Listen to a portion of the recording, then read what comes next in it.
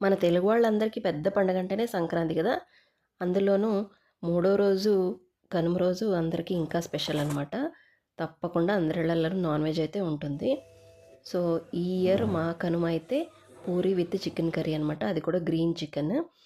First అయితే కొత్తిమీర, పుదీనా అలాగే పచ్చిమిరపకాయలు మిక్సీ పట్టేసుకోవాలి మెత్తగా పేస్ట్ లాగా. అల్లం వెల్లుల్లి వేసుకుంటే కనుక ఫ్రెష్‌ది అది కూడా వేసుకొని మిక్సీ పట్టేసుకోవచ్చు. తర్వాత పేస్ట్ పక్కన పెట్టేసుకొని నేను ఇక్కడ హాఫ్ కిలో చికెన్కి మెజర్మెంట్స్ చెప్తున్నాను. అయితే ఒక 4 ఉల్లిపాయలను చిన్న ముక్కలుగా కట్ చేసుకొని వేసేసుకొని బాగా ఫ్రై అయిపోయిన తర్వాత అల్లం వెల్లుల్లి పేస్ట్ కూడా వేసుకోవాలి. తర్వాత అది కూడా ఫ్రై అయిపోయిన తర్వాత కడిగి పెట్టుకున్న చికెన్‌ని కూడా వేసేసుకొని వాటర్ రిలీజ్ అయ్యే వరకు హై ఫ్లేమ్ మీద కుక్ చేసుకోవాలి. తర్వాత మనం పేస్ట్ చేసి పెట్టుకున్నాం కదా కొత్తిమీర పేస్ట్ అది కూడా వేసేసుకొని కొంచెం పెరుగు, ఉప్పు, కారము అలాగే చికెన్ మసాలా వేసేసుకొని కుక్ చేసుకోవాలి. లాస్ట్‌లో కొంచెం కరివేపాకు, 2 చీల్చిన పచ్చిమిరపకాయలు వేసుకుంటే రెడీ.